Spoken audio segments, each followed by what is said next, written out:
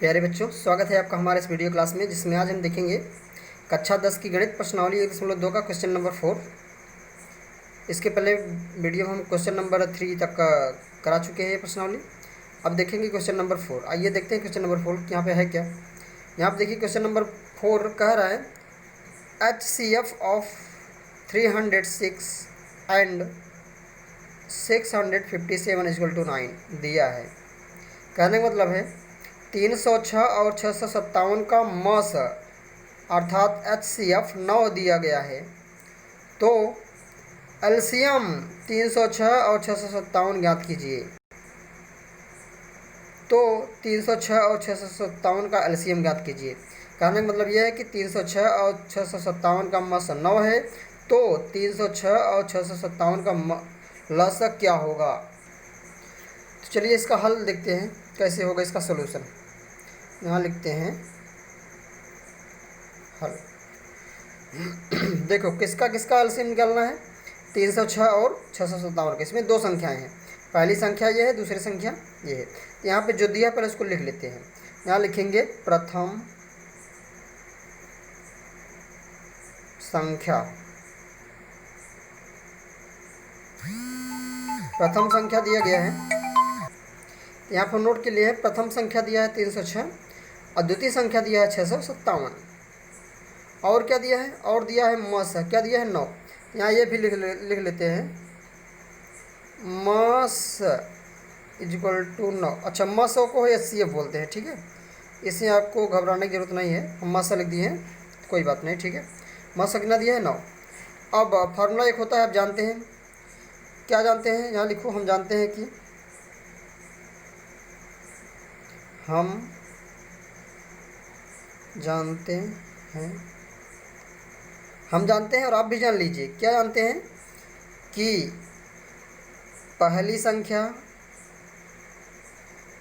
मतलब प्रथम संख्या, पहली संख्या गुणित दूसरी संख्या बराबर एलसीएम गुणित HCF। ये जान लीजिए।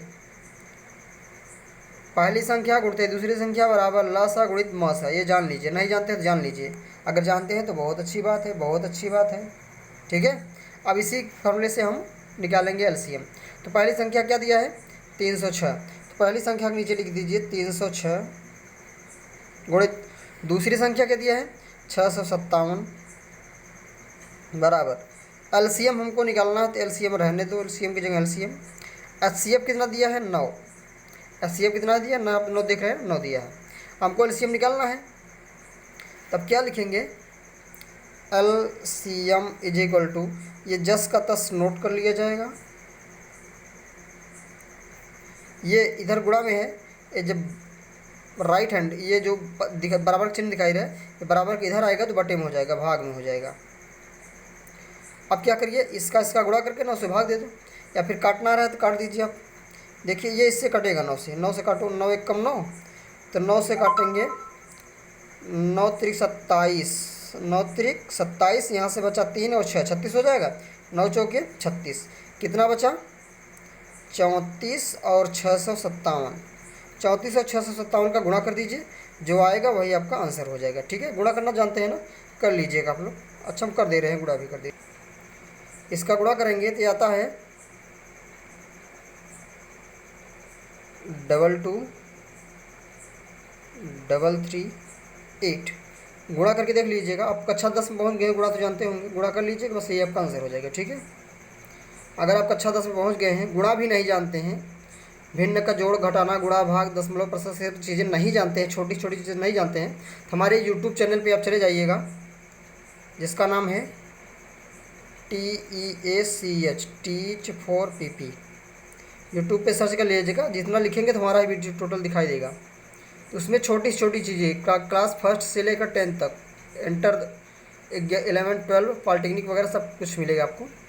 इस पर आप ये गुणा भाग सीख सकते हैं, ठीक है। अगर नहीं आ रहा है तो अच्छी बात है। अब हम देखें क्वेश्चन नंबर 5। क्वेश्चन नंबर 5 क्या बोल रहा है, ये क्वेश्चन बोल रहा है जांच कीजिए कि प्राकृतिक संख्या n के लिए संख्या 6 की घात n अंक शून्य पर समाप्त हो सकता है। अब आपको जांच करना है कि कोई भी प्राकृतिक संख्या के लिए 6 घात n का मान शून्य पर कभी समाप्त होगा कि नहीं होगा। देखो, इसका हम दो मेथड बनाते हैं, आप दोनों विधि से कर लीजिएगा, ठीक है। पहला विधि, दूसरा विधि। पहला विधि आप एग्जाम को लेकर ही मेथड करना चाहे जो कर दीजिएगा, तो हम आपको ज़रूरत के अनुसार बता दे रहे हैं। देखिए, पहले विधि ये है, तो जो दिया है संख्या वो लिख लो। क्या दिया है, लिख लो। दिया है 6 की घात n प्राकृतिक संख्या। अब ये संख्या कह रहा है कि इस प्राकृतिक संख्या n, प्राकृतिक संख्या क्या होती है, गिनती की संख्या। गिनती कहाँ शुरू होती है, 1 से। 1 2 3 4 5 6 7 8 गिनती की संख्या को प्राकृतिक संख्या कहते हैं। तो जो 1 2 3 रखेंगे तो इसका मान 0 पर समाप्त होगा कभी, होगा कि नहीं होगा, करके देखते हैं। तो प्राकृतिक संख्या क्या होता है, प्राकृतिक संख्या, अच्छा इसको n बराबर क्या रखेंगे, 1 2 3 4 डैश डैश डैश कहाँ तक, अनंत तक आप रखते जाइएगा, ठीक है ना। तो देखिए 0 से समाप्त कभी होगा, करके देखिए। इसी में रखिए, यहाँ लिखेंगे n बराबर 1 2 3 4 डैश डैश डैश का मान 6 की घात n में रखने पर, इसी में रखिए। देखिए रख के चेक करो। 6 घात n, हमको प्राकृतिक संख्या रखना है। प्राकृतिक संख्या 1 से शुरू होती है, तो 1 रखो। इसका मान 1 रखेंगे तो कितना हो जाएगा, 6 ही होगा। अगर हम n की मान 2 रखें, कितना रखें, 2, इसको लिखेंगे 6 गुणित 6, कितना आ जाएगा, 36 आ जाएगा। देख रहे हैं ना। अगर हम 6 की घात n की जगह 3 रखें तो क्या हो जाएगा, 6 गुणित 6 गुणित 6 कितना हो जाएगा, 6 छक 36, छक्का 216 आ जाएगा। देख रहे हैं। अब n का मान कुछ भी रखेंगे तो संख्या ज़्यादा ही होगा। 0 पर समाप्त होगा कभी, कभी नहीं समाप्त होगा, कभी भी नहीं समाप्त होगा। समझ रहे हैं ना। तब क्या लिखेंगे कि किसी भी प्राकृतिक संख्या n के लिए 6 घात n का अंक शून्य पर समाप्त नहीं हो सकता। यहाँ आप लिखेंगे हम अतः, अच्छा इसको डैश डैश कर दीजिएगा इसे, क्योंकि आगे अभी 3 तक रखे हैं, 4 रखेंगे, 5 रखेंगे, डैश डैश डैश लिख करके लास्ट में लिखेंगे, निष्कर्ष निकालेंगे। अतः, अच्छा प्रश्न में क्या था, किसी संख्या n के लिए, अतः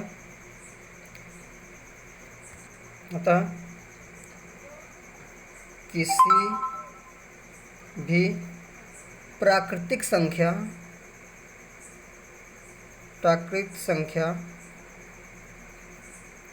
n के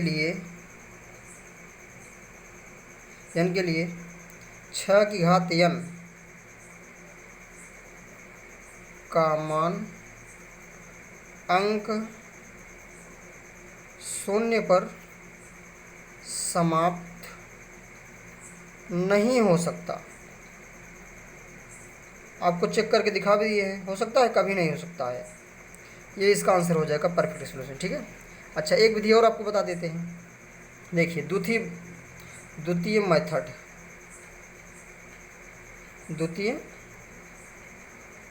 विधि क्या कहती है, इसको भी जान लेते हैं थोड़ा। द्वितीय विधि ये है, जैसे मान लो कोई संख्या, यहाँ पे 6 दिया है। अब 6 ही नहीं, मान लीजिए कोई भी संख्या ले लो, 12 घात n, 15 घात n, कुछ भी संख्या आप ले लीजिए, ठीक है। उस संख्या का गुणनखंड कर दीजिए, उसमें 2 गुणित 5 कम से कम एक बार तो आना ही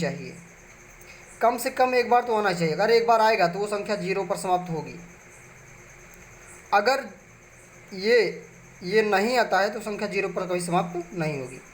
जैसे 6 दिया है, इसका गुणनखंड करेंगे, आएगा 2 गुणित 3 आएगा ना। इसमें 2 तो है लेकिन 5 है नहीं है, इसलिए 0 पर समाप्त वही नहीं हो सकता। ऐसे ये करेंगे तो 0 पर समाप्त नहीं हो सकता, ये भी 0 पर समाप्त नहीं हो सकता। अगर किसी भी संख्या को 0 पर समाप्त होना है तो उसमें कम से कम एक बार 2 और एक बार 5 आना चाहिए, तभी वो 0 पर समाप्त होगी, अन्यथा नहीं होगी। तो पहले हम लिख लेते हैं सॉल्यूशन। क्या लिखेंगे, यदि कोई भी संख्या शून्य पर समाप्त होना चाहती है तो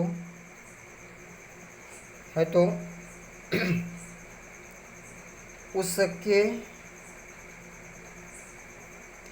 अभाज्य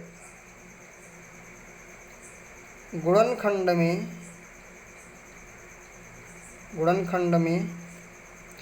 कम से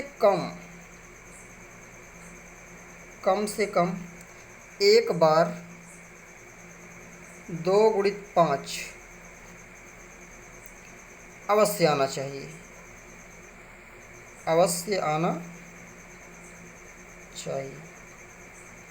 अगर कोई संख्या 0 पर समाप्त होना चाहती है तो उसके अभाज्य गुणनखंड में कम से कम एक बार 2 एक बार 5 जरूर आना चाहिए, तभी वो 0 पर समाप्त होगा। ठीक है, अब क्वेश्चन पे चलते हैं। ये तो हमारा नोट हो गया, ये तो मेन यही इंपॉर्टेंट है, इसको याद रखिए। इतना लिख देंगे तो फिर एग्जामिनर मस्त हो जाएगा, जान जाएगा कि हाँ बच्चे के अंदर दम है। लेकिन यहाँ पे क्या लिखेंगे हम, अतः इसलिए। यहाँ पे हमारा क्वेश्चन क्या था, 6 की घात n था, तो 6 का अभाज्य गुणनखंड करिए। 6 का अभाज्य गुणनखंड करेंगे, आएगा 2 गुणित 3 है। अब इसमें देखिए 2 तो है लेकिन 5 है नहीं, है ना। जब 5 है ही नहीं तो इसका मतलब 0 पर समाप्त नहीं होगा। अब कारण में क्यों नहीं होगा, क्योंकि पूरा तो हमने डिटेल में लिख दिया है ना यहाँ पे। अब क्या लिखेंगे, है जो कि 2 गुणित 5 के रूप का नहीं है,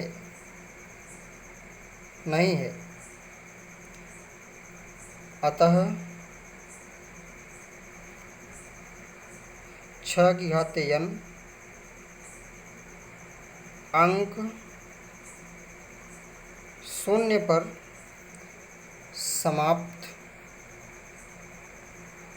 समाप्त नहीं होगा, नहीं हो सकता। बस हो गया आंसर आपका। पूरा करने का मतलब यही था कि 2 गुणित 5 के रूप का होना चाहिए, तब ये 0 पर समाप्त होगा, अन्यथा नहीं होगा। ठीक है ना। अब इसी के साथ है आपका ये क्वेश्चन नंबर 5 समाप्त हुआ। अगले वीडियो में देखेंगे हम क्वेश्चन नंबर आगे